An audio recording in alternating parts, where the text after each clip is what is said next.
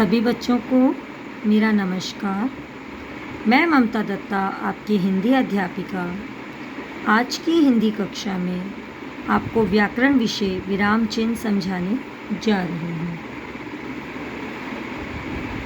ये देखिए, एक नंदू हलवाई की दुकान है जहाँ पर एक बोर्ड लगा हुआ है जिसमें कुछ इस प्रकार लिखा गया है, यहाँ अनेक प्रकार की मिठाइयाँ मिलती हैं।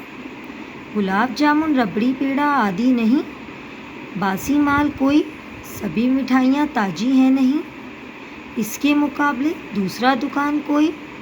तो इस प्रकार हमें कुछ भी समझ नहीं आया कि वह क्या कहना चाहता है, कि वो हमसे प्रश्न पूछ रहा है या क्या कह रहा है। बोर्ड कुछ इस प्रकार होना चाहिए था, यहाँ अनेक प्रकार की मिठाइयाँ मिलती हैं, गुलाब जामुन, रबड़ी, पेड़ा आदि, नहीं बासी माल कोई, सभी मिठाइयाँ ताज़ी हैं, नहीं इसके मुकाबले दूसरा दुकान कोई। अब देखिए, जब मैंने दोबारा उच्चारण किया तो वह निर्देश सही थे, जिसमें हमें अर्थ समझ आ रहा था।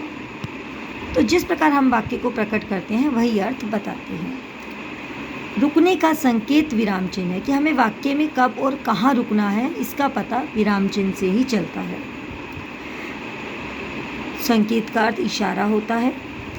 वाक्य जो है वो अर्थपूर्ण होने चाहिए, वाक्य का अर्थ होना जरूरी है। यदि वाक्य का सही अर्थ नहीं है तो वाक्य का निर्माण गलत माना जाता है।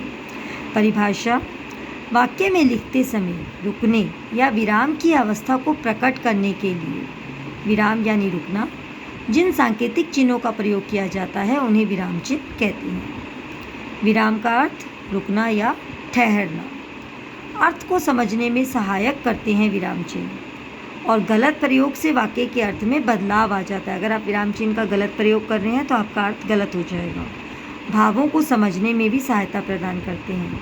विराम चिन्हों के भेद: पूर्ण विराम, अल्प विराम, अर्धविराम, उपविराम, प्रश्नवाचक चिन्ह, विस्मय आदि बोधक चिन्ह, उद्धरण चिन्ह, निर्देशक चिन्ह, योजक चिन्ह, कोष्टक चिन्ह, लाघव चिन्ह, हंसपद चिन्ह। ये देखिए, ये विभिन्न प्रकार के विराम चिन्ह होते हैं जिनका प्रयोग हम अपनी भाषा को लिखते समय करते हैं। किस विराम चिन्ह का प्रयोग किस प्रकार किया जाता है, यह सभी नियम मैं आपको अगली वीडियो में बताऊंगी। धन्यवाद।